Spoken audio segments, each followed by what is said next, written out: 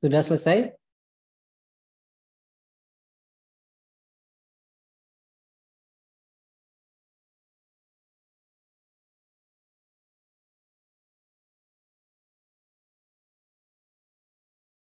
Oke, ini Widya sudah selesai. Widya menggambar pulau Indonesianya mulai dari mana dulu? Mulai dari pulau mana dulu, Pak? Mulai dari pulau ini, Pak, dari Aceh. Oke, dari Aceh. Yang lain? Mana?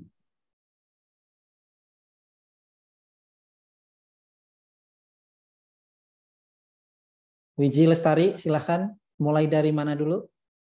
Aceh juga? Ya, Pak. Mulai dari Aceh juga, Pak. Oke.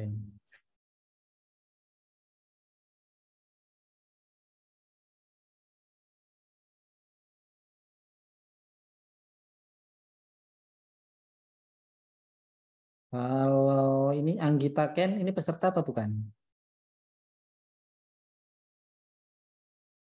Anggita Ken dari mana mulai gambarnya?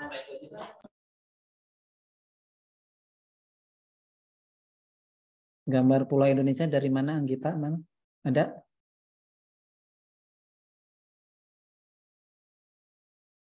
Oke, ini Nurheni dari Sumatera. Andini, dari mana gambarnya? Kalau saya dari Pulau Sulawesi dulu, Pak. Oke, Pulau Sulawesi.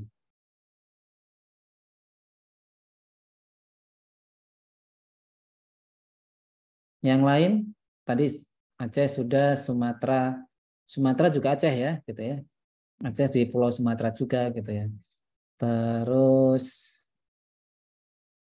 dari Sulawesi.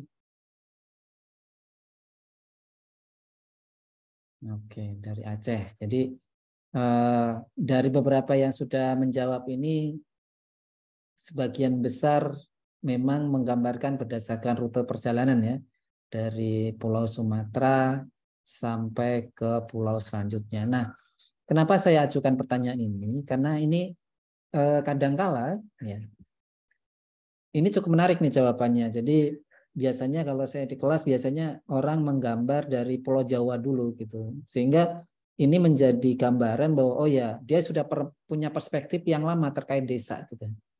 Jadi padahal desa itu sudah banyak berubah gitu. Jadi tadi misalnya menggambar dari Sumatera, apalagi menggambar dari Sulawesi gitu. Jadi berarti sudah punya perspektif baru untuk memahami desa gitu. Dan itu sudah punya modal yang menurut saya gitu dari direktorat ini menjadi penting karena yang penting adalah kita mempunyai perspektif baru tentang desa. Desa tidak bisa kita bayangkan seperti desa yang mungkin 50 tahun yang lalu atau 40 tahun yang lalu ataupun 30 tahun lalu gitu. Jadi dengan adanya perkembangan yang saat ini tentu desa sangat banyak berubah gitu.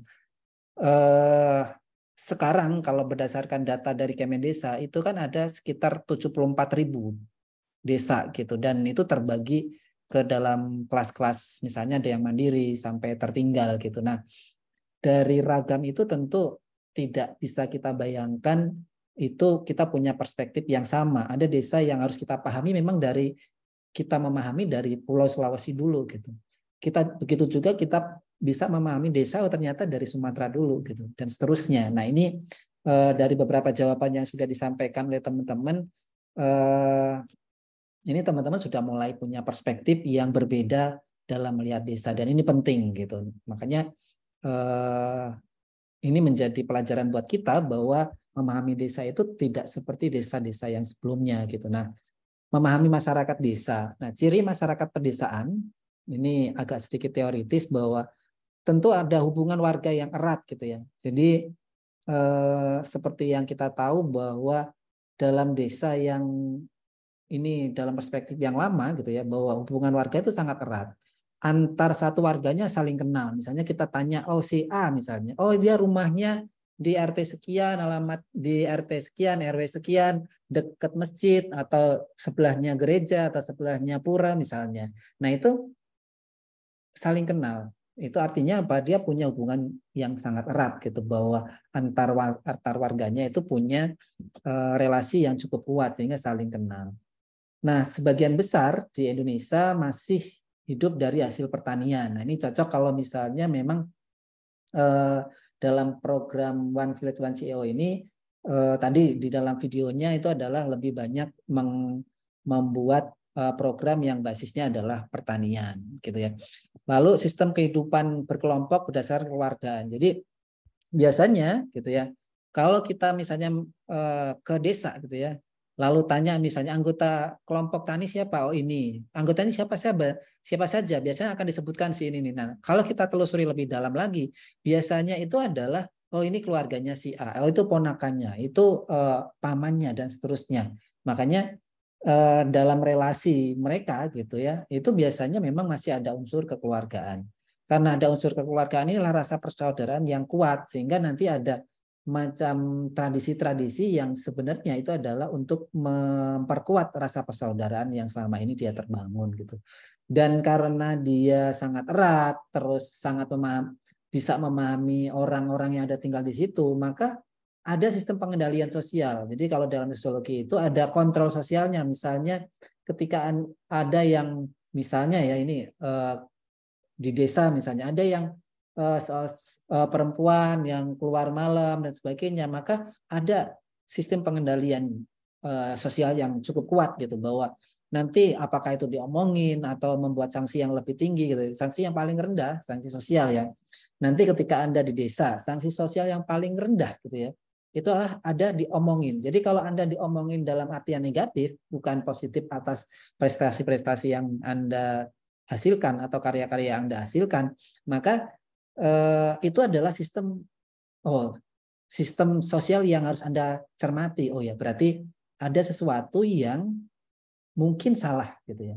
Ada sesuatu yang kurang pas yang saya lakukan sehingga orang lebih banyak membicarakan hal-hal negatifnya daripada hal-hal positif yang kita lakukan gitu. Nah, itu contohnya. Jadi kalau dalam hal sanksi sosial paling rendah itu adalah diomongin. Nah, paling tinggi kan diusir gitu di desa itu. Contoh kasus misalnya teman-teman pasti sudah pernah ya melihat yang di media sosial viral mahasiswa KKN yang diusir dari kampungnya karena dia bertindak tidak sesuai dengan norma yang di situ gitu. Dia menyampaikan permasalahannya di situ dengan cara yang kurang tepat gitu. Sehingga apa? Ya, sanksi sosialnya adalah diusir dari desa itu. Nah, itu sanksi yang paling tinggi ketika Anda berada di suatu desa atau di suatu komunitas pedesaan seperti itu. Jadi kalau Anda sudah menemukan gitu tanda-tanda bahwa Anda diomongin hal negatifnya, maka Anda harus mulai apa nih yang harus diperbaiki. Jadi Anda harus mengevaluasi tindakan apa yang saya sudah lakukan yang memang itu mengganggu dari tradisi yang ada di situ atau tidak pantas yang ada di situ gitu ya. Nah, cara memahami masyarakat pedesaan yang penting adalah Anda punya 3 hal ini. Jadi memerlukan sikap terbuka. Tadi saya sampaikan bahwa dalam proses menggambar Pulau Indonesia itu Anda sudah cukup bagus gitu, tidak terpaku pada bahwa Indonesia itu digambarkan mulai dari Pulau Jawa gitu. Tadi petanya agak saya putar, kenapa? Karena memang saya ingin memperoleh bahwa Anda gitu ya tidak melihat bahwa Indonesia itu hanya Jawa gitu, bahwa Indonesia itu ada pulau-pulau yang lain yang punya karakteristik yang berbeda gitu. Sehingga perlu sikap yang terbuka. Jadi Anda harus punya sikap yang terbuka bahwa ketika bicara tradisi ini kok berbeda dengan apa yang saya yakini. Misalnya gitu. Contohnya misal makan saja misalnya. Makan biasanya misalnya kita di piring masing-masing gitu. Lalu Anda datang ke suatu masyarakat yang makan harus di satu wadah yang sama gitu. Mungkin secara kesehatan dan nilai gizi ataupun yang lain gitu ya, kebersihan gitu. Itu enggak sesuai dengan apa yang Anda anut gitu ketika masih di Bogor, ketika masih di tempat tinggal Anda gitu. Tapi bagi masyarakat di situ itu adalah tradisi yang memang dilakukan setiap kali makan. Nah, Anda harus mulai terbuka seperti itu gitu, bahwa Anda ketika datang satu desa itu belum tentu sama dengan kondisinya ketika Anda masih di Bogor atau Anda masih di tempat tinggal Anda, sehingga Anda harus punya sikap yang terbuka atas hal itu gitu. Nah, yang kedua adalah mampu berempati. Nah, berempati ini lebih kepada bagaimana memposisikan diri Anda terhadap orang lain gitu ya. Jadi Anda melihat oh ya masalah dia seperti apa gitu ya. Anda mencoba untuk mampu berempati atas hal itu gitu ya. Nah, ini menjadi penting. Lalu mengamati dengan cermat. Kenapa ini penting? Karena biasanya gitu ya, pada awal-awal barangkali pada komunitas pedesaan itu atau masyarakat pedesaan itu belum bisa menyampaikan secara langsung dengan Anda gitu. Jadi bisa jadi gitu ya.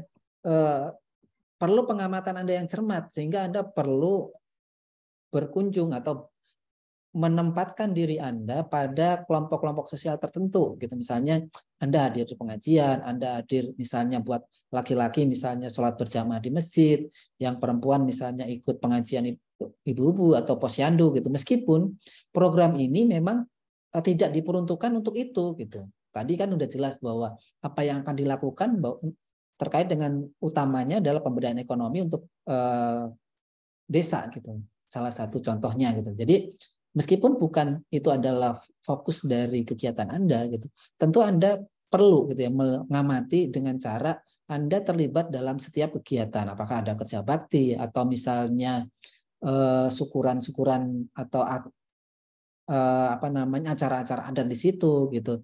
Dan itu menjadi informasi yang penting buat Anda gitu sehingga Anda bisa memperoleh pengamatan yang cukup lengkap ketika Anda berada di dalam masyarakat desa. Nah, ini ada tips, ada 4 hal yang ingin saya sampaikan bagaimana memahami masyarakat desa. Yang pertama adalah kenali, yang kedua hargai, yang ketiga membangun interaksi, dan yang keempat adalah membersamai gitu. Jadi kalau sebuah tingkatan ini yang membersamai inilah sudah tingkatan yang tinggi gitu. Jadi ketika Anda ya sama saja ketika Anda berinteraksi dengan seseorang gitu menuju misalnya hubungan yang lebih serius, pasti kan Anda mengenali dulu, Anda menghargai dulu, berinteraksi, baru berikutnya bisa membersamai gitu ya. Begitu juga di masyarakat gitu, kenali. Jadi belajar bahasa dan budaya lokal. Nah ini paling sederhana misalnya ketika saya dulu misalnya ketika di IPB semester 1 itu sudah turun lapang ke desa. Dan itu sekitar 3 hari gitu ya. 3 hari di desa di tempat yang secara infrastrukturnya tidak berkembang seperti sekarang itu. Jadi mandi masih di sungai, aktivitas kamar mandi juga itu masih di sungai, listrik tidak ada dan seterusnya gitu. Nah, belajar bahasa setempat itu paling ampuh untuk bagaimana kita mendekatkan diri gitu. Jadi misalnya kalau bahasa Sunda kan misalnya punten, mangga, terus hatur nuhun dan sebagainya itu kan bahasa-bahasa yang mudah gitu, sapaan-sapaan yang mudah gitu. Nah, jadi ketika Anda sudah mendapatkan penempatan lokasi di mana, tidak ada salahnya Anda membuat semacam kamus singkat untuk punya bahasa-bahasa lokal, istilah-istilah lokal yang memudahkan kita nanti untuk berkomunikasi. Apalagi kalau Anda sudah belajar budaya lokal di sana gitu. Jadi mempelajari bahasa setempat dan budaya itu memang paling mudah untuk cara kita membangun interaksi yang lebih kuat nanti gitu. Karena biasanya kalau apa namanya berkomunikasi dengan bahasa yang bahasa Indonesia, meskipun memang dalam konteks masyarakat tertentu misalnya, kalau di Papua itu adalah justru seluruh masyarakatnya itu lebih menggunakan bahasa Indonesia gitu. Kenapa? Saya pernah berkunjung ke Papua lalu saya tanya gitu, kenapa sih di sini lebih banyak bahasa Indonesia yang digunakan? Karena sukunya banyak dan setiap suku itu bahasanya sudah berbeda-beda gitu antar suku gitu. Jadi maka bahasa pemersatu mereka adalah bahasa Indonesia. Jadi kalau Anda ke pelosok di Papua itu mereka sudah biasa menggunakan bahasa Indonesia. Tapi berbeda dengan misalnya ya saya misalnya di Jawa Barat di komunitas Sunda gitu. Masih ada yang belum bisa bahasa Indonesia gitu. Sehingga Anda harus bisa menggunakan bahasa paling tidak bahasa-bahasa yang sederhana yang mudah untuk dipahami. Misalnya untuk nanya jarak, untuk nanya rumahnya si A, B itu di mana dan seterusnya. Nah, ini akan memudahkan bagaimana Anda bisa berkomunikasi lebih efektif untuk berikutnya. Nah, yang berikutnya adalah tentu kita mengenali masalah-masalah masyarakat di situ gitu ya. Artinya apa? Dan yang paling penting adalah mengenali masalah berdasarkan perspektif mereka gitu. Jadi barangkali gitu ya. Contoh kasus yang tadi saya sampaikan, misalnya anak KKN yang diusir dari desa, barangkali gitu ya, keterbatasan infrastruktur, keterbatasan fasilitas yang ada di desa itu adalah masalah si mahasiswa itu. Tapi bagi masyarakat di situ belum tentu itu menjadi masalah yang penting gitu. Maka Anda harus bisa memilah mana masalah yang itu adalah masalah Anda gitu. Lalu mana masalah yang itu memang masalah masyarakat gitu. Jadi itu yang harus Anda cermati. Jadi bagaimana Anda bisa belajar bahasa lokal, lalu budaya lokal juga gitu ya. Terus mampu untuk bisa mengenali masalah masyarakat di situ. Sebenarnya cara sederhana yang biasa saya lakukan, misalnya saya sarapan misalnya itu di warung gitu ya, sambil nanti kenalan di warung situ gitu, ngobrol dengan orang di situ, nanti ikut di karena saya muslim misalnya, saya berjamaah di masjid, nanti dari masjid di situ nanti ngobrol dengan DKM-nya dan seterusnya. Nah itu adalah proses yang barangkali informal gitu ya. Kita tidak perlu yang formal ya, misalnya bukan tidak perlu gitu, tidak hanya formal yang bisa kita lakukan misalnya dengan FGD, dengan diskusi misalnya, dengan lokakarya gitu. Tapi dengan cara kita berkunjung dan sebagainya ke tempat biasa misalnya kita sarapan ke nasi uduk misalnya, atau ke masjid misalnya dan seterusnya, ke tempat pemancingan misalnya kalau ada tempat mancing misalnya kita, atau tempat olahraga gitu dan seterusnya. Nah itu kita juga bisa mengenali masalah-masalah masyarakat. Jadi ini menjadi penting bagaimana Anda mengenali gitu. Jadi pertama tentu kita belajar bahasa, lalu mengenali budaya lokal di situ, dan kita sudah menangkap informasi awal. Oh apa sih masalah di masyarakat di situ gitu. Sehingga kita tahu gitu ya. Nanti kemanfaatan kita itu akan menyelesaikan dari masalah-masalah masyarakat di situ. Nah, yang berikutnya karena kita sudah mengenali, jadi di sini kita sudah mengenali masalahnya, mengenali nilai-nilai sosial di sana, maka hormati nilai-nilai lokal itu gitu. Jadi ini menjadi penting. Kenapa? Karena setiap masyarakat punya nilai-nilai sendiri.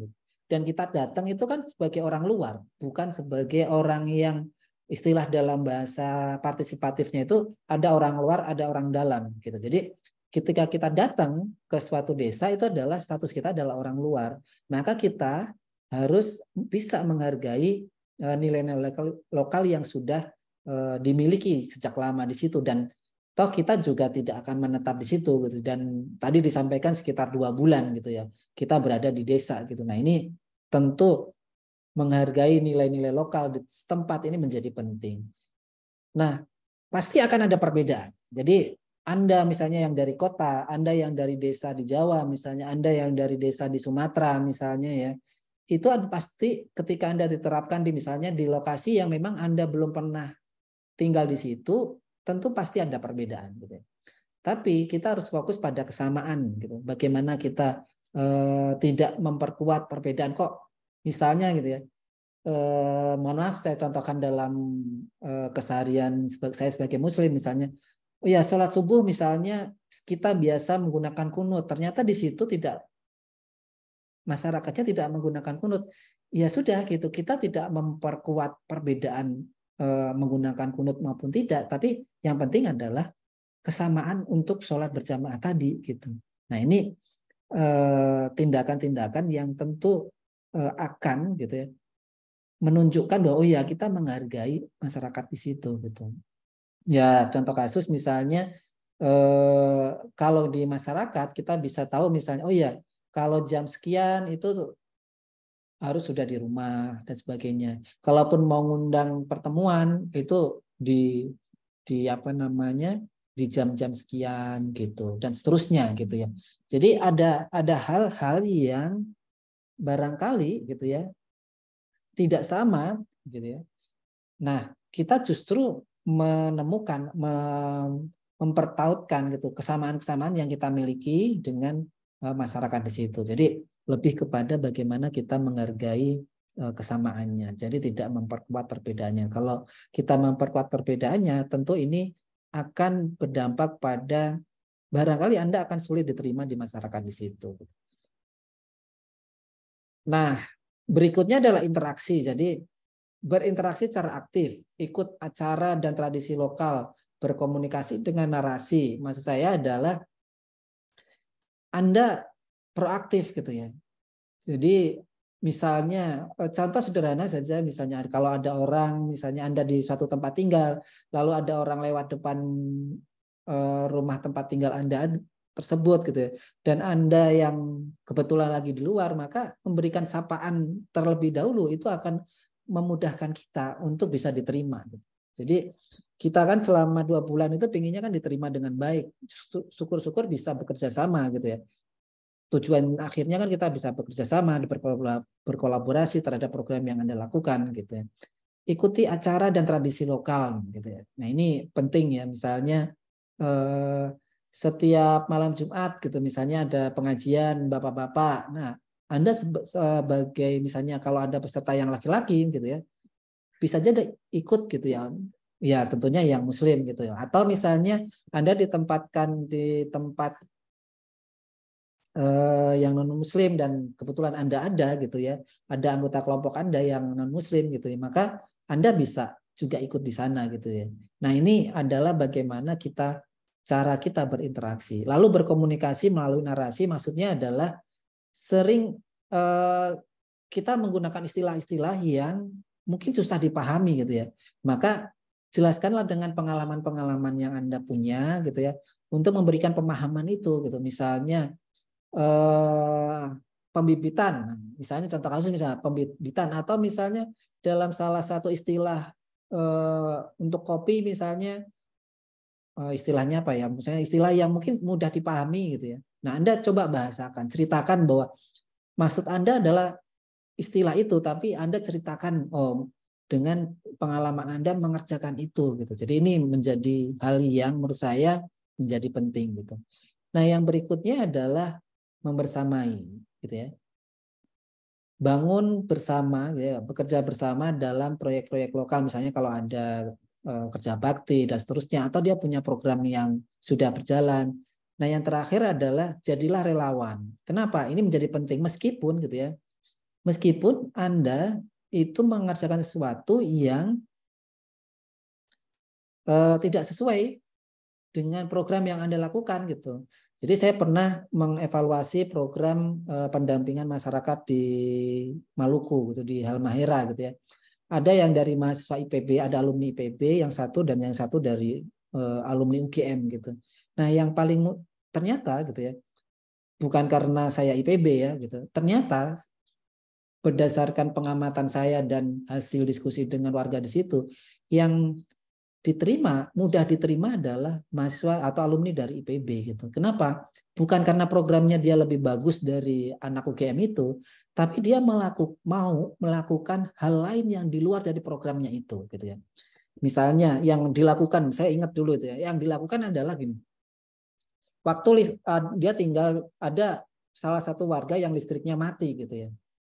Nah, ada yang tadi pendamping dari IPB dan pendamping dari UGM, dan kalau pendamping dari UGM dia tidak melakukan apapun terhadap listrik rumah warga itu yang mati gitu. Tapi mahasiswa IPB atau alumni IPB ini dia mau gitu melakukan itu. Nah, ternyata itu menjadi penilaian yang membuat jalan dia gitu ya untuk masuk dan diterima oleh masyarakat di situ gitu. Oh iya, dia itu hadir di sini memang bukan sekedar ada program, tapi memang hadir di sini menjadi solusi dari masyarakat di situ gitu. Salah satunya, meskipun menurut kita itu adalah hal yang cukup biasa gitu ya. Oh ya, benerin listrik apa, benerin lampu apa susahnya sih gitu. Tapi itu menjadi poin gitu ya, menjadi poin bagi warga di situ untuk menerima gitu ya.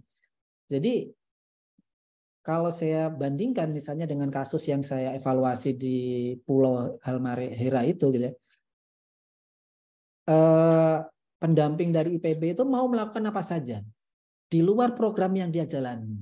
Jadi misalnya ikut kerja bakti, ikut misalnya ini kan Agustus berarti ikut 17-an, intinya adalah dia mau membaur dengan baik. Kebetulan memang ini pendamping dari PB-nya bagus gitu ya. Dia mau membaur dengan baik dengan masyarakat di situ gitu. Terus mau mengerjakan hal-hal itu di luar dari program itu. Sehingga memang perlu tantangan tersendiri bahwa Anda perlu melakukan hal-hal yang di luar dari program.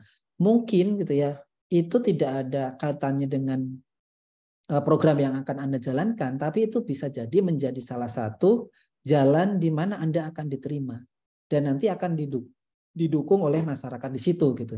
Karena apa? Oh iya, dia datang ke sini bukan karena ada program, tapi memang ingin membersamai masyarakat di situ. Jadi ini hal-hal yang menurut saya dari beberapa pengalaman saya mengevaluasi program pendampingan, terutama program CSR dan pengembangan masyarakat itu atau Komdev itu yang poin penting bahwa setidaknya gitu ya, pendamping hadir di sana itu bukan pendamping program itu tidak sekedar fokus oh yang penting program saya berhasil gitu, tapi juga melakukan hal-hal yang itu memang dibutuhkan oleh warga di situ di luar dari program itu. Jadi itu yang penting gitu. Jadi menurut saya beberapa hal ini tentu bisa ditambahkan oleh pengalaman-pengalaman teman-teman yang lain gitu ya. Teman-teman yang ada di sini tentu punya pengalaman yang lain yang agak berbeda dengan apa yang saya sampaikan di sini gitu. Berikutnya adalah persiapan turun lapang. Apa sih yang harus dilakukan gitu. Nah, kalau ada pertanyaan bisa langsung disampaikan di chat meskipun nanti mungkin ada sesi pertanyaan sendiri gitu. Dari persiapan turun lapang. Jadi tinggal di desa diperlukan daya adaptasi. Jadi ini yang penting. Jadi daya adaptasi terhadap lingkungan dan budaya setempat gitu. Oh ya, misalnya gitu. Oh ya, saya tidak bisa makan ikan. Nah, ternyata Anda berada di komunitas yang ya setiap hari makan ikan gitu. Nah, selama Anda tidak menyebabkan itu sebagai sebuah alergi gitu ya, ataupun menyebabkan penyakit kambuh gitu ya, tidak ada salahnya dicoba gitu ya untuk sebagai bentuk adaptasi. Nah, saya pernah gitu ya berdiskusi dengan pimpinan PTPN di Sumatera gitu, PTPN waktu itu perkebunan kelapa sawit gitu ya. Jadi sangat sulit gitu ya mendapatkan alumni IPB yang mau tinggal di desa. Nah, ini saya menerjemahkannya daya adaptasi alumni IPB ternyata masih belum terlalu kuat gitu terhadap lingkungan di mana dia harus tinggal nanti. Jadi pimpinan PTPN itu menceritakan bahwa ya siap setiap bulan digaji misalnya ya yang kemarin disampaikan itu 20 juta per bulan. Tinggal di desa, rumahnya udah disiapkan, kendaraan juga udah disiapkan. Cuman karena di situ tidak ada sinyal handphone, ya tidak ada provider yang masuk, itu dia tidak jadi masuk mengambil posisi itu. Gitu. Nah ini kan bagaimana daya adaptasi ini menjadi penting gitu ya. Nah kalau sekarang kan sinyal internet sinyal handphone hampir seluruh Indonesia ada, jadi mungkin itu bukan jadi kendala lagi. Tapi Anda tinggal di desa untuk 2 bulan, untuk bahkan kalau misalnya 6 bulan dan seterusnya, ataupun nanti Anda kerja sebagai Komdevnya atau CSR-nya perusahaan, ini kan Adaro ya, misalnya perusahaan tambang itu kan nggak pernah ada di komunitas yang ramai, pasti dia di komunitas yang sepi gitu. Nah, ini menjadi penting untuk daya adaptasi Anda terhadap lingkungan dan yang penting tadi adalah budaya setempat tadi sudah disampaikan. Lalu persiapannya apa saja? Ketika Anda masih di IPB, lakukan penelitian dan siapkan rencana. Jadi pelajari tentang desa itu sebanyak mungkin. Mungkin dari panitia atau dari Direktorat Pengembangan Masyarakat dan Agromaritim ini sudah menyiapkan, oh ya desanya itu informasi sebanyak-banyaknya. Tapi ya, dengan adanya digital sekarang, itu sangat mudah memperoleh informasi itu gitu.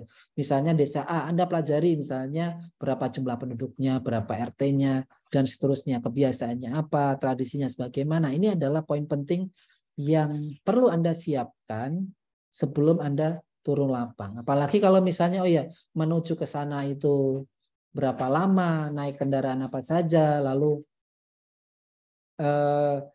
fasilitas-fasilitas yang ada di sana itu apa saja. Kenapa? Ini menjadi penting karena misalnya kalau Anda programnya membutuhkan sesuatu, Anda sudah tahu, oh ya, saya tidak perlu bawa ini dari Bogor, cukup beli di sana karena di sana tersedia gitu. Atau misalnya oh saya tidak perlu beli, di sana tersedia banyak, gratis gitu. Nah itu Anda bisa pelajari dari sekarang.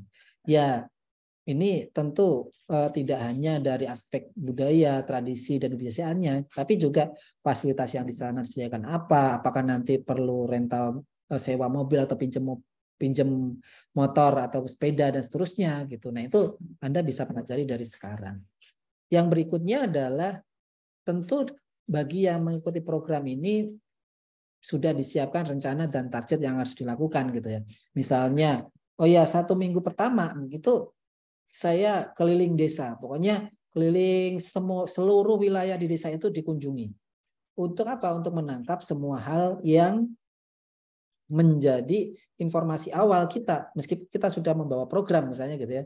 Dari program One Village One CEO ini sudah punya program, tapi Anda perlu juga mencermati apa yang harus Anda lakukan di sana gitu. Mencermati apa saja yang sudah tersedia di sana, sehingga bisa jadi ada revisi-revisi sedikit gitu ya, ada perubahan-perubahan sedikit terkait dengan apa yang Anda buat rencanakan di Bogor ini gitu. Jadi rencana dan target itu perlu Anda buat sehingga dalam 2 bulan itu sudah bisa terukur apa yang ingin Anda capai, sehingga panitia ketika mau mengevaluasi itu menjadi mudah gitu.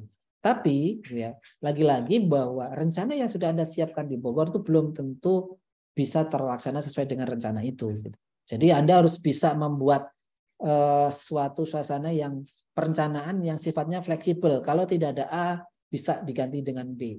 Kalau tidak ada B bisa diganti dengan C. Nah ini menjadi penting. Jadi kenapa? Karena di desa pasti ada perubahan-perubahan yang tidak terduga. Meskipun tadi sudah kita mempelajari di sana gitu. Nah mempelajari kondisi di sana itu untuk meminimalisir bahwa rencana dan target kita itu mengalami perubahan gitu. Jadi kalau Anda sudah pelajari, tentu rencana dan target Anda sudah Anda sesuaikan dengan kondisi yang sudah Anda pelajari itu. Tapi tetap harus ada ruang untuk fleksibilitas terkait dengan rencana dan target yang Anda buat gitu. Nah, siapkan kebutuhan dan peralatan penunjang. Nah, ini pastikan membawa peralatan dan barang-barang yang mungkin tidak tersedia di desa. Nah, ini yang paling penting ya.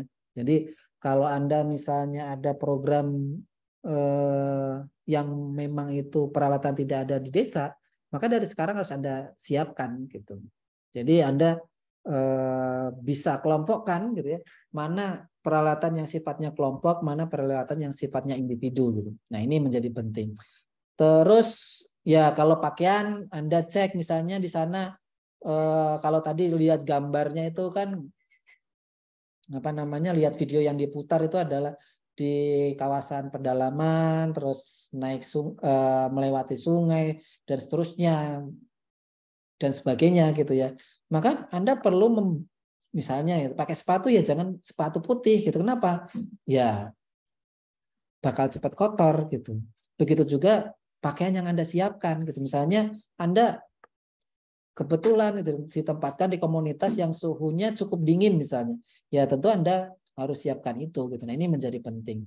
Kalau budaya lokal lagi-lagi memang sudah Anda pelajari. Obat-obatan pribadi, jadi setiap orang tentu menjadi penting untuk bisa misalnya mengenali gitu ya obat-obatan pribadi yang kemungkinan tidak bisa Anda dapatkan di desa itu. Alat komunikasi, nah ini penting. Zaman sekarang memang media komunikasi ini menjadi salah satu kebutuhan pokok gitu ya yang harus dibawa gitu. Jadi Anda harus punya. Entah itu apakah misalnya nanti laptop apakah perlu diperlukan, nah bisa jadi, atau kamera karena untuk mengambil gambar-gambar yang bisa dibikin video seperti footage seperti itu gitu. Itu Anda bisa bagi bahwa peralatan penunjang yang sifatnya pribadi dan yang sifatnya kelompok gitu. Nanti tinggal dibagi-bagi. Itu siapkan kebutuhan dan peralatan penunjang. Nah, keuangan ini tentu Anda kalau misalnya ya berdasarkan program misalnya, oh ya ternyata cukup jauh tuh lokasi. Jadi cukup jauh lokasi, bagaimana Anda harus mengambil uang gitu ya dari lokasi A ke lokasi B. Nah, saya pernah misalnya di Papua misalnya gitu ya, saya tinggal di saya harus menyelenggarakan workshop di desa perbatasan Papua Nugini gitu. Nah, untuk mengadakan acara workshop tersebut itu diperlukan untuk konsumsi, untuk misalnya honor peserta rapat yang datang, pengganti transportnya, bukan honor ya, pengganti transportnya, karena di Papua itu kan untuk mencapai satu lokasi perlu perjalanan yang cukup membutuhkan biaya gitu. Terus apa namanya, dan perlengkapan lainnya gitu. Jadi siapkan keuangan yang cukup, misalnya ya waktu itu gitu ya, untuk menuju ke ATM terdekat. Jadi desanya itu di perbatasan Papua Nugini, lalu untuk menuju ke desa terdekat yang ada bisa kita transaksi BRI di rumah warga yang punya layanan BRI, itu kalau sewa kendaraan itu sekitar 7 juta gitu ya, pulang perginya. Jadi bisa dibayangkan bagaimana effort untuk bisa menyiapkan uang itu gitu. Tapi kan mungkin ya panitia sudah menyiapkan tidak se ekstrim itu gitu ya. Waktu itu kan memang cukup ekstrim gitu, bahwa perjalanan itu ditempuh dalam waktu seharian, dan itu untuk mencapai satu lokasi itu bahkan harus sewa kendaraan yang sekitar 7 juta gitu. Nah, sehingga itu akan tidak efisien dari sisi pembiayaan. Maka Anda harus mulai pikirkan gitu ya, bagaimana terkait dengan keuangan yang Anda siapkan untuk di desa itu. Tentu dari panitia maupun dari teman-teman sudah bisa mempertimbangkan apa yang harus disiapkan di desa itu. Nah, yang penting juga adalah kesiapan mental Anda. Jadi bersiap menghadapi perbedaan budaya, lingkungan, dan cara hidup gitu. Jadi Anda misalnya biasa di Bogor bangun siang nggak ada masalah gitu. Tapi ketika Anda di sana gitu, di satu desa ya, dan kebiasaannya adalah bangun pagi dan sebagainya, ya Anda pasti akan ada pada tahap-tahap awal itu pasti ada perbedaan itu. Sehingga perlu kesiapan mental gitu ya. Misalnya Anda makan misalnya, ya kalau di Bogor mungkin dekat gitu dengan tempat makan yang mudah untuk dicari gitu. Tapi di desa belum tentu sesuai dengan apa yang Anda harapkan. Maka kesiapan mental ini menjadi penting untuk Anda siapkan dari sekarang gitu, karena ini menjadi bekal Anda untuk bisa kelancaran yang lain gitu. Nah, hal yang lain juga yang tidak ada kalah pentingnya adalah Anda sudah mulai dikenalkan dengan penduduk di lokal di situ. Bisa jadi misalnya gini, ketika Anda pembekalan dari program ini ada pembekalan dari pihak mitra misalnya, dari perusahaan yang punya desa binaan itu, ya Anda berusaha untuk bisa misalnya punya kontaknya misalnya. Kalau kontak perusahaannya yang mewakili perusahaan siapa misalnya, dan seterusnya. Karena ini menjadi hal yang cukup penting untuk bisa Anda miliki, sehingga nanti Anda memudahkan Anda ketika Anda sudah di desa nanti. Nah, strategi dan teknik sosialisasi bermasyarakat. Bersosialisasi dengan masyarakat desa memerlukan pendekatan yang terbuka, ramah, dan hormat terhadap budaya dan tradisi tempat. Gitu. Saya melihatnya begini ya, ada satu ajaran peran Anda ini cukup strategis gitu ya. Begini, kalau tadi saya dengar sekilas dari video dan apa yang disampaikan oleh pembawa acara atau moderator tadi, bahwa One Village One CEO itu kan menjadi pemberdayaan masyarakat. Nah, ada satu ajaran yang saya pahami misalnya gini, ada satu ini, tidak akan berubah satu kaum sampai kaum itu mengubah dirinya sendiri. Jadi yang dilihat di situ adalah kaum ya. Artinya apa? Komunitas, kelompok gitu. Jadi Anda harus mulai gitu ya, bahwa untuk mengubah masyarakat desa di situ, maka yang harus Anda ubah adalah bukan orang per orangnya gitu. Tapi kelompok itu.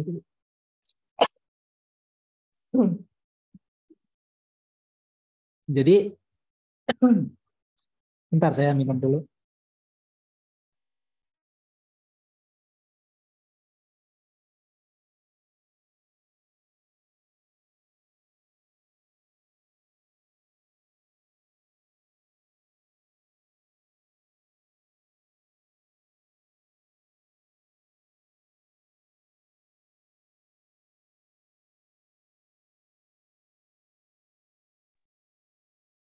Jadi saya berdasarkan pemahaman itu bahwa pemberdayaan masyarakat yang diubah itu bukan hanya individu per individu, tapi juga secara kelompok itu harus melakukan ubah. Karena yang disebutkan dalam ajaran, dalam nilai-nilai itu bahwa tidak akan berubah suatu kaum sampai kaum itu mengubah dirinya sendiri. Artinya apa?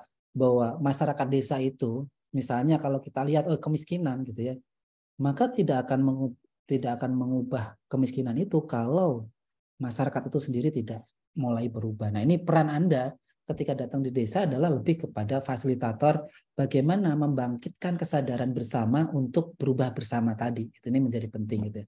Maka strategi dan teknik sosialisasi yang perlu dilakukan menurut saya, datanglah kepada masyarakat.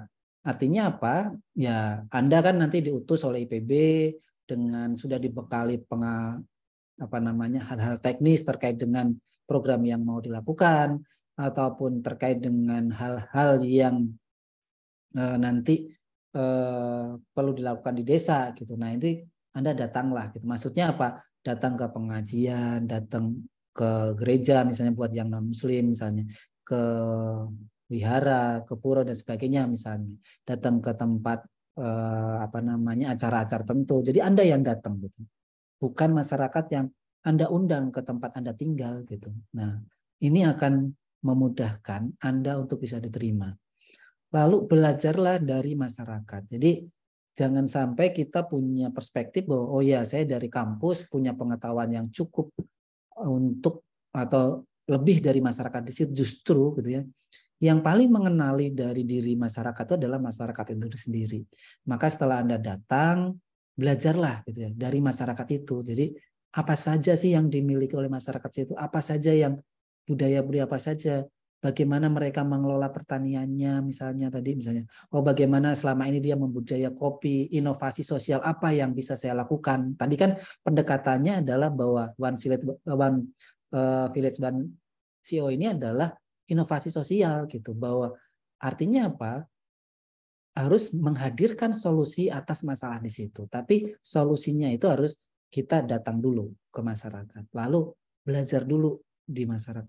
Lalu yang penting adalah berencana bersama masyarakat. Jadi setelah Anda datangi gitu ya, Anda datang ke komunitas-komunitas di situ, Anda tidak membedakan misalnya, oh ini komunitas suku ini, komunitas suku ini, komunitas suku C misalnya, komunitas dan seterusnya. Anda datangin semua komunitas itu gitu. Lalu belajar, lalu merencanakan gitu. Meskipun gitu ya, kembali lagi bahwa sebelum Anda datang ke desa itu Anda sudah punya rencana, sudah punya program yang dibangun, direncanakan di sini. Tapi bukan berarti itu ada tidak memberikan ruang untuk berencana bersama masyarakat di situ. Gitu. Jadi Anda utarakan kembali misalnya dari proses pengamatan Anda karena Anda datang ke masyarakat gitu. Dari proses Anda belajar bersama masyarakat itu Anda ungkapkan gitu. Anda sampaikan dengan tidak bersifat untuk yang paling tahu tapi menyampaikan dari pandangan masyarakat sendiri. Oh ya, begini loh.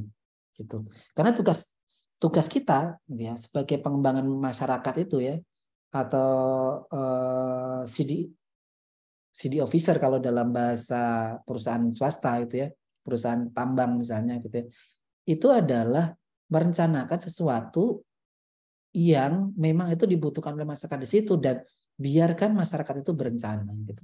Membuat rencananya sendiri, kita hanya memfasilitasi bagaimana program itu bisa berjalan dengan baik. Jadi datanglah, lalu belajarlah, lalu berencana bersama masyarakat. Nah, setelah direncanakan, tentu bekerja. Mulai bekerja. Jadi bekerja bersama masyarakat. Jadi jangan sampai Anda sibuk mengerjakan apa program yang Anda bawa itu sendiri gitu. Nah, ini untuk keberlanjutannya akan menjadi kendala. Kenapa? Karena Anda kan tinggal 2 bulan di situ ataupun paling lama misalnya 1 semester misalnya kalau itu adalah program MBKM misalnya 1 semester tinggalnya 6 bulan di situ gitu. Nah, ini tentu menjadi catatan bahwa kita itu akan pergi dari masyarakat di situ, maka kita harus mulai bekerja bersama di masyarakat. Gitu. Misal, sehingga apa? Nanti muncul atau ditemukanlah kader-kader yang akan melanjutkan dari program yang Anda sudah inisiasi bersama masyarakat tadi gitu ya. Tentu kita tadi kembali bahwa kita memang sudah punya program, tapi program itu adalah tentu kita kembalikan lagi ke masyarakat sebagai sebuah program yang direncanakan bersama. Lalu mulai dengan apa yang diketahui masyarakat gitu. Jadi misalnya ketika Anda tadi kalau dari videonya misalnya ya tentang budidaya kopi. Nah, mulai dari apa yang selama ini sudah diketahui oleh masyarakat, baru terapkan inovasi-inovasi yang Anda peroleh di IPB gitu ya. Oh misalnya kalau panen misalnya panen kopi, misalnya saya pernah penelitian kopi di Simalungun gitu ya, di Sumatera, di Medan gitu ya, kopi ya dipanen semua gitu, baik yang merah maupun hijau gitu. Nah tidak apa-apa gitu ya, itu dalam konteks kita mempelajari mereka, tapi paling tidak kita sudah mulai, oh ya baru kita masukkan, oh ya kalau mau harganya tinggi mulailah ambil kopi yang sudah warnanya merah gitu dan seterusnya gitu. Terus tingkat kekeringannya sekian dan seterusnya gitu. Jadi kita mulai dengan apa yang sudah diketahui oleh masyarakat, bukan sesuatu yang baru. Kalau sesuatu yang baru tentu proses adopsinya gitu ya. Jadi proses adopsinya itu akan menjadi cukup lama gitu. Lalu bangunlah apa yang dimiliki oleh masyarakat itu. Jadi jangan sampai Anda membawa inovasi yang benar-benar baru dan itu susah untuk dikembangkan di situ. Dalam artian begini, mencari bahan bakunya saja susah gitu ya. Nah, itu akan menyulitkan bagi masyarakat di situ gitu ya. Misalnya Anda membuat inovasi misalnya tanaman tertentu atau berbudidaya tertentu. Nah, petani mencari bibitnya, mencari misalnya bahan-bahan saprotan sarana produksinya itu susah gitu. Maka itu akan akan keberlanjutannya akan cenderung rendah dibanding dengan kalau sudah ada apa yang di situ yang kita kembangkan gitu. Misalnya tadi karena dicontohkan di sekilas tadi saya lihat kopi tadi ya. Nah, apa yang sudah dimiliki kopi itu gitu. Anda coba gambarkan, oh ya apa sih inovasi yang bisa saya lakukan gitu ya. Lalu dari produksi kopi itu apa? Misalnya nanti di lokasi yang lain misalnya jeruk misalnya, oh ya budidaya jeruknya seperti ini. Oh ya ternyata kalau produksi jeruk tidak menjadi masalah, yang jadi masalah adalah bagaimana jeruk itu sampai ke konsumen misalnya. Maka inovasi yang Anda lakukan bagaimana membuat sistem logistik yang menjamin itu cepat sampai sehingga barangnya tidak busuk di jalan misalnya dan seterusnya gitu. Jadi tetap prinsipnya adalah bangunlah dengan apa yang ada di masyarakat. Ajari dengan contoh. Gitu. Jadi kalau kita mengajari sesuatu dan tidak ada contohnya, kadang memang itu akan cukup sulit gitu. Misalnya ya, untuk pengeringan kopi misalnya, Anda punya teknik baru misalnya.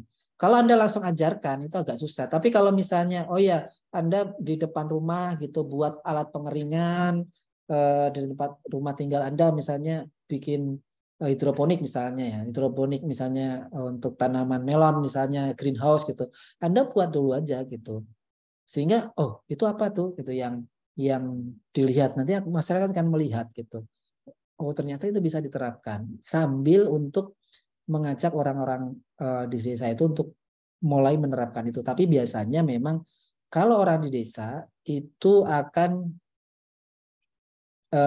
melihat dulu contohnya. Nah, yang berikutnya adalah bukan pertolongan atau penerapan, melainkan pembiasan dan pemberdayaan. Nah, ini prinsip dalam pengembangan masyarakat ya, bahwa kita harus mendorong bagaimana kesadaran kritis dari masyarakat tersebut. Maksudnya apa sih kesadaran kritis itu? Maksudnya adalah, oh ya, yang selama ini itu bukan masalah, kita dorong misalnya, oh ya, ternyata gitu ya, ini akan jadi masalah gitu ke depannya misalnya. Atau misalnya gini, kopi kalau dipanen sembarangan misalnya tidak hanya yang merah tapi juga yang masih muda, yang hijau gitu dan seterusnya gitu ya.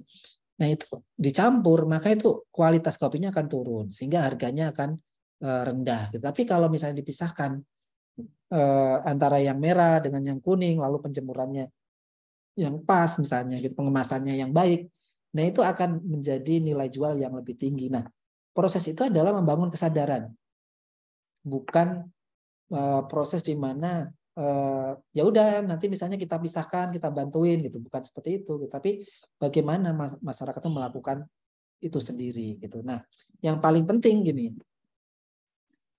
ketika Anda datang ke suatu desa lalu ingin menerapkan inovasi sosial tertentu gitu ya, jangan berharap bahwa semua masyarakat desa itu akan mendukung Anda gitu.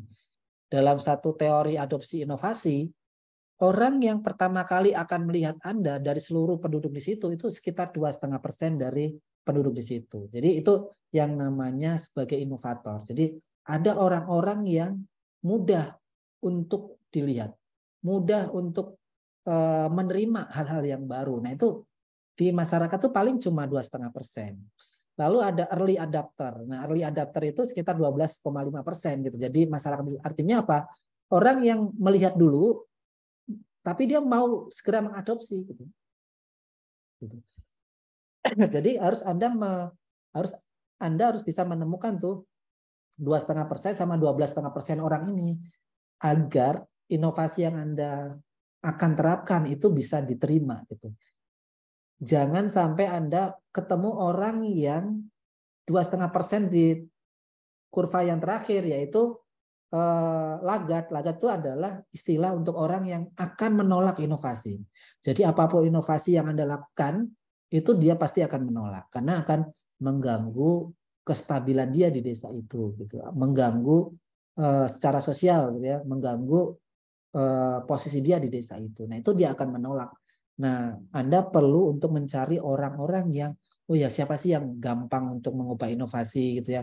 Bukan mengubah, menerima inovasi dan menerapkannya. Nah itu sekitar 14 atau 15%. Jadi 2,5 sama 12,5 kan. Jadi sekitar 15% masyarakat di situ akan kategorinya di situ gitu. Jadi ini menjadi penting Anda untuk bisa mengetahui itu. Saya kira itu yang bisa saya sampaikan. Selanjutnya kita bisa berdiskusi terkait dengan apa hal-hal yang sudah saya sampaikan ini. Terima kasih. Saya kembalikan ke MC apa moderator apa pandu acara. Siap. Ya. Baik, Pak Siwi, terima kasih banyak atas penyampaian materinya. Wah, keren banget ya teman-teman. Boleh kita mungkin berikan reaction, tepuk tangan dulu nih ya buat Pak Siwi ya. Wah. Oke, terima kasih banyak sekali lagi Pak Siwi atas penyampaian materi workshopnya tadi ya, terkait dengan khususnya di teknik untuk pendekatan dan mengenali masyarakat pedesaan gitu ya. Tadi ada beberapa poin yang mungkin saya catat juga. Ada outline-nya tadi yang dibahas adalah tentang memahami masyarakat pedesaan, lalu persiapan turun lapang dan juga strategi serta teknik sosialisasi bermasyarakat. Ada tips-tips tadi ya, pesan-pesan juga yang disampaikan oleh Pak Siwi. Semoga teman-teman notice dan juga dapat diaplikasikan nanti ketika teman-teman akan turun ke masyarakat. Baik Bapak, sebagai informasi Pak, teman-teman ini sejumlah 50 mahasiswa dari berbagai angkatan, ada yang dari semester 5, ada yang semester 7 juga, rata-rata dari sekolah vokasi, dari manajemen agribisnis dan juga dari P3. Teman-teman ini akan turun ke masyarakat, khususnya di Kalimantan Selatan, Pak. Di Kalimantan Selatan, sebanyak 3 kabupaten, tapi hanya 10 desa. 10 desa di 3 kabupaten. Gitu. Jadi mungkin nanti, tadi pesan-pesan tadi ya, apalagi di daerah tambang ya, mungkin tadi yang disampaikan oleh Pak Siwi, benar sekali, sepi dan lain-lain ya. Jadi mungkin nanti teman-teman bisa perhatikan tuh, beberapa pesan yang tadi disampaikan oleh Pak Siwi. Kita mungkin lanjut ke sesi tanya-jawab. Ya teman-teman ada yang ingin ditanyakan, boleh yang mau tanya secara langsung, boleh raise hand terlebih dahulu. Nah, sambil menunggu yang lain, oke, sudah ada 3 orang, tapi saya ingin mengingatkan kepada teman-teman untuk mengisi presensi, linknya saya kirimkan di kolom chat ya. Silahkan kita mulai dari Afiditya dulu, silahkan Afiditya. Baik, sebelumnya terima kasih atas kesempatannya Kak. Untuk Bapak, izin bertanya, sebelumnya saya Afiditya Femovina dari Program Studi Manajemen Agribisnis. Izin bertanya Pak, untuk cara yang mudah buat ngatasin rasa takut atau buat bersosialisasi dengan masyarakat tuh gimana ya Pak? Terima kasih Pak. Kita boleh langsung tanya jawab aja mungkin ya Pak ya. Takut mungkin nanti lupa atau bagaimana itu Pak. Ya, terima kasih ini Afiditya dari Manajemen Agribisnis. Seharusnya pertama tentu setelah Anda diterima dalam program ini pasti rasa itu harusnya sudah hilang gitu ya. Tapi sebagai manusia pasti tetap ada gitu ya. Nah, kalau misalnya itu masih muncul, saran saya tetap begini ya. Kita itu hadir di sana tentu dengan niat yang baik gitu ya. Jadi selama kita niatnya baik, di sana saya yakin akan diterima dengan baik. Selama, kembali lagi pada materi yang saya sampaikan bahwa kita takut bersosialisasi itu kan karena tidak punya informasi terkait bagaimana kehidupan sosial di situ dilakukan. Gitu. Kehidupan sosial masyarakat di situ seperti apa, kapan harus berkunjung, misalnya di jam berapa, lalu aturan tertentu bagaimana. Nah, makanya dari sekarang ataupun dari sebelum berangkat itu sudah dipelajari hal-hal seperti itu. Misalnya gini, saya pernah penelitian di Pulau Kangean, misalnya di Madura gitu ya. Pulau Kangean tuh Madura di atasnya Surabaya gitu. Pulaunya cukup kecil gitu ya. Terus kalau mau ke Pulau Kangean itu harus ke Denpasar dulu, nanti baru naik helikopter gitu ya. Jadi dari Jakarta terbang ke Bali, Denpasar, dan dari situ langsung naik helikopter ke Pulau Kangean. Nah ternyata di sana ada satu masalah begini, kalau kita bertamu gitu ya, dan di situ di rumah itu hanya ada seorang perempuan, maka jangan diteruskan gitu. Nah itu sesuatu hal yang tidak boleh gitu. Nah itu kan harus kita pelajari hal-hal seperti itu gitu ya.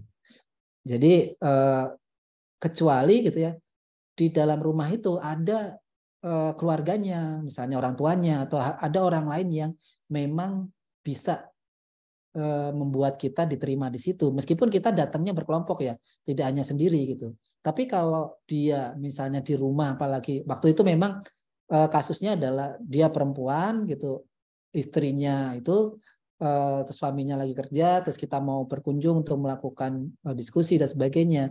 Nah, saya sudah pelajari bahwa ketika gitu ya tidak ada jawaban, bukan berarti tidak ada orang, tapi di dalam situ ada orang, tapi tidak bisa menerima tamu kehadiran kita gitu, karena itu akan mendapatkan sanksi adat gitu. Itu yang pertama. Jadi tentu kita harus pelajari. Nah yang kedua, untuk yang di Kalimantan, saya pernah juga gitu ya penelitian di Kalimantan. Di situ dikenalkan oleh suatu perusahaan. Saya kebetulan memfasilitasi perusahaan itu untuk bagaimana membuat pemetaan sosial, jadi membuat data terkait dengan informasi sosial gitu ya. Saya dikenalkan oleh perusahaan itu sebagai orang Jakarta.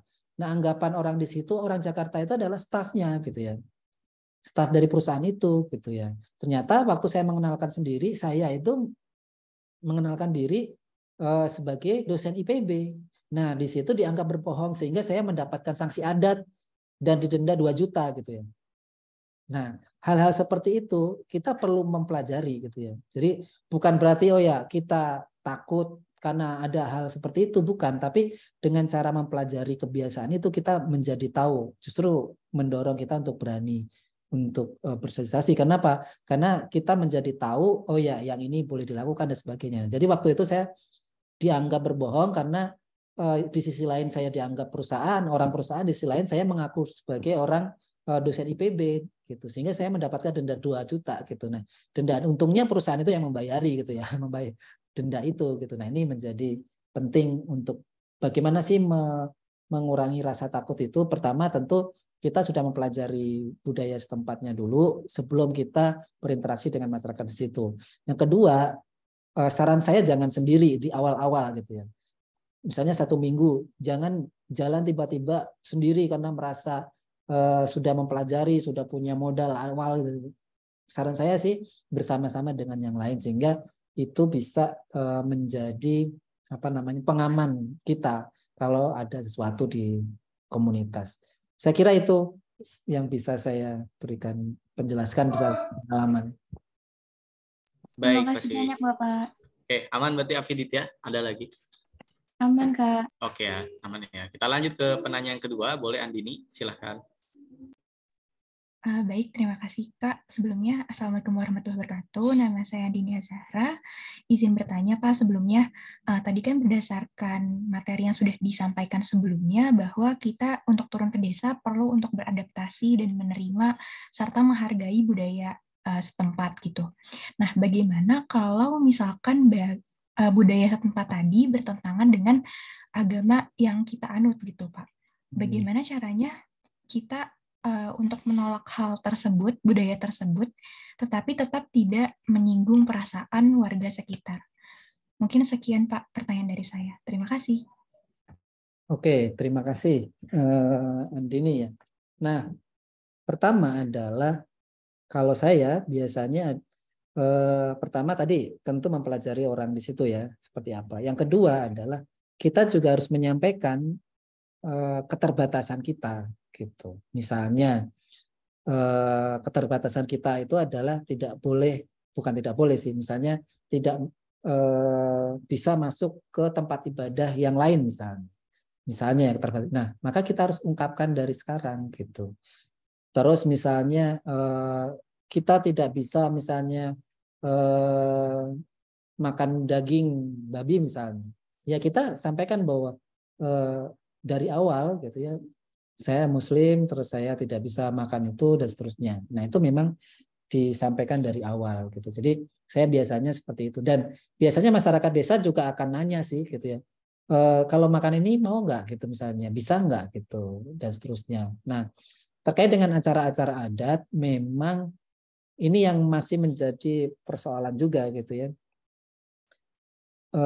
Saya nggak tahu ya apakah ini bisa jadi jawaban, misalnya selama itu tidak mengganggu, misalnya dalam pemahaman saya sebagai seorang Muslim ya, selama itu tidak mengganggu akidah kita, keyakinan kita, maka itu sesuatu yang tidak masalah untuk bisa kita lakukan sebagai proses untuk membaur dengan masyarakat. Tapi kalau sudah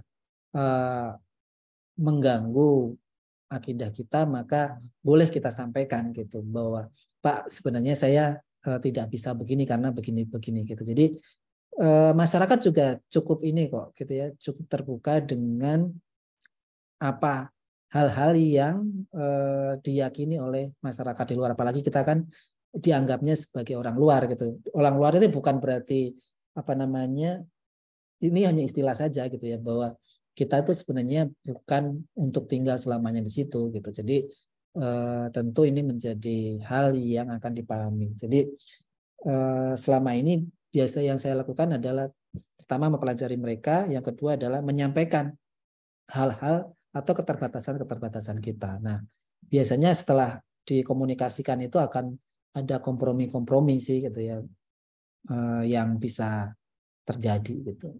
Gitu sih, Andini. Baik Pak, terima kasih atas jawabannya.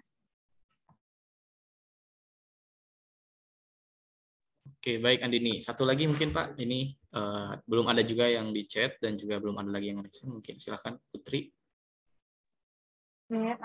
Baik, terima kasih atas kesempatannya Kak Akbar. Sebelumnya, perkenalkan nama saya Putri Febrianti Utami dari Program Studi Manajemen Agribisnis Sekolah Vokasi. Izin bertanya Pak, jika nanti saat di lapangan ada program kerja kita dari peserta OVOK yang jadwalnya bertabrakan dengan kegiatan budaya masyarakat. Nah, posisinya tenggat waktu program kerja ini sudah tidak bisa dimundurkan.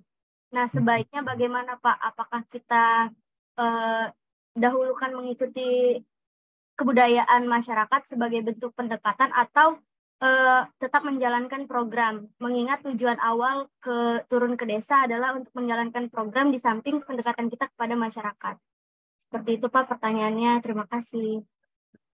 Oke,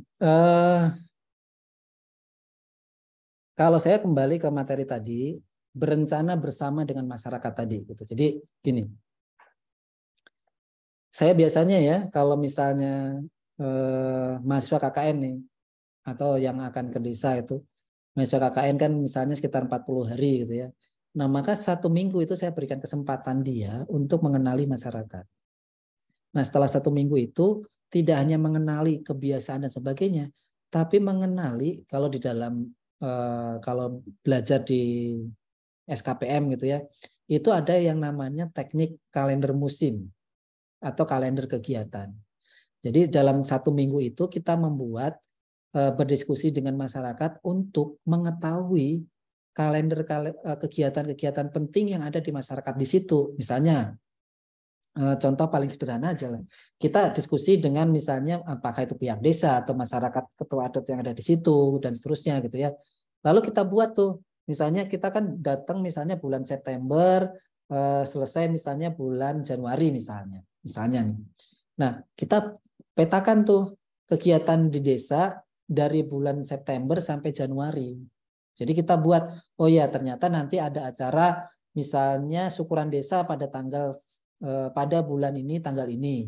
Sudah terjadwal setiap tahunnya memang seperti itu. Terus misalnya ada kalau di Kalimantan misalnya ada pesta durian misalnya. Ya itu sudah dijadwalkan di situ, maka di dalam 1 minggu pertama gitu ya, Anda sudah memulai plotting itu kalender-kalender kegiatan dari masyarakat misalnya, atau ada bulan tertentu itu adalah musim hajatan, menikahkan anaknya gitu ya, acara hitanan, acara macam-macam gitu, ulang tahun, bukan ulang tahun sih, pokoknya acara hajatan itu ngumpul di bulan itu misalnya. Ya, maka kita harus bisa memetakan itu gitu, sehingga ketika kita membuat program yang sudah di planning bahwa oh ya kita mau membuat greenhouse untuk pengeringan ataupun untuk greenhouse untuk tanaman apa misalnya. Anda sudah tahu, oh ya kalau bulan ini tentu cari tenaga kerja susah. Kenapa cari tenaga kerja susah? Atau masyarakat untuk diajak susah. Kenapa?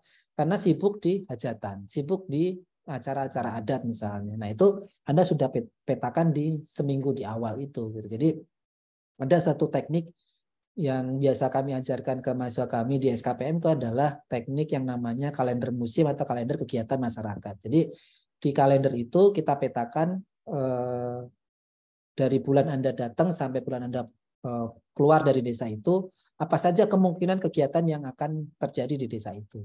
Sehingga nanti Anda sudah buat planning tadi, perencanaan bersama dengan masyarakat itu tidak bersamaan dengan kegiatan dari masyarakat di situ.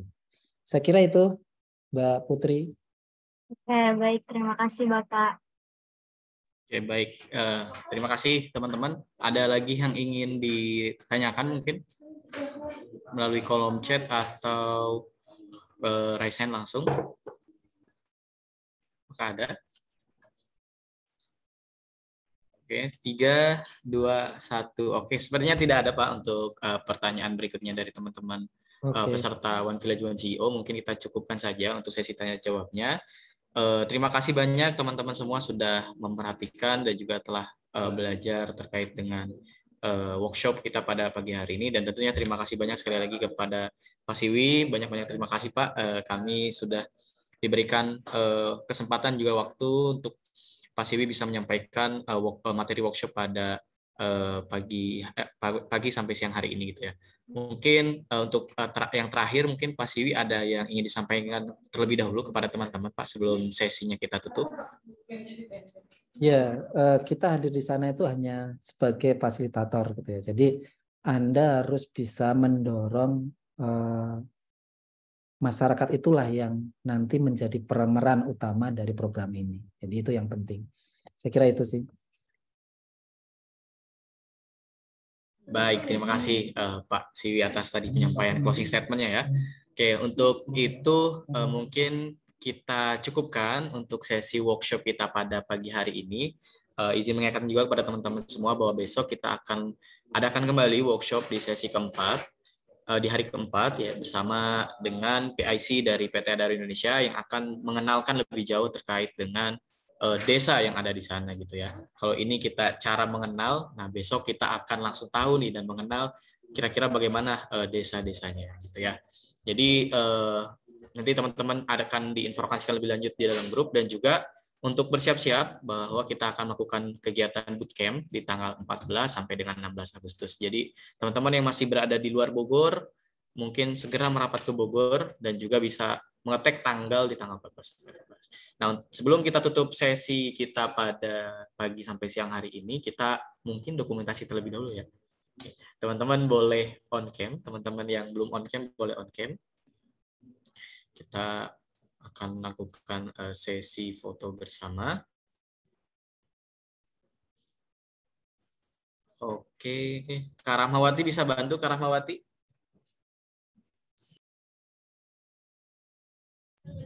Oke, siap. Gaya sebaik mungkin, siap ya? Hitungan, sebentar. Oke, sudah semua, oke ya.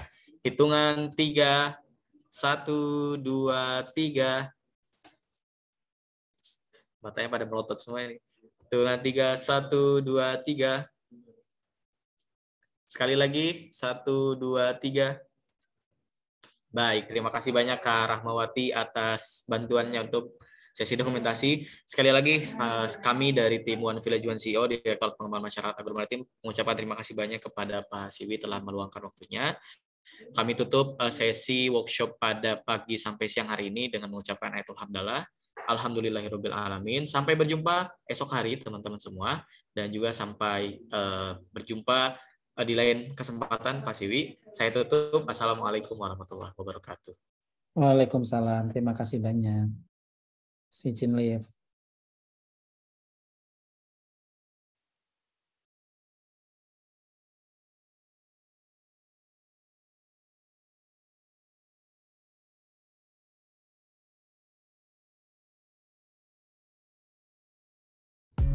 Ku rasakan hangat indahnya sang mentari mengangkatku dari tidur yang lelap ini.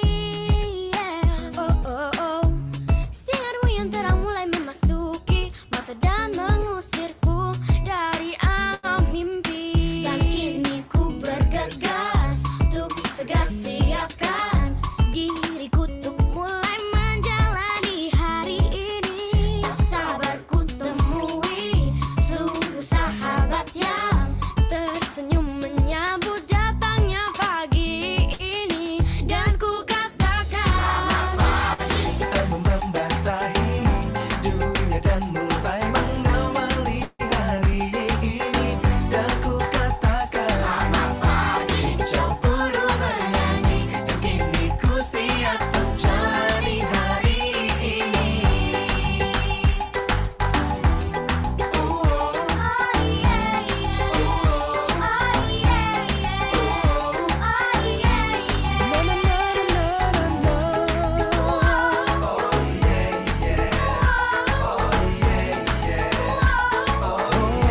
Kini bergegaslah, siapkan dirimu untuk memulai menjalani hari ini.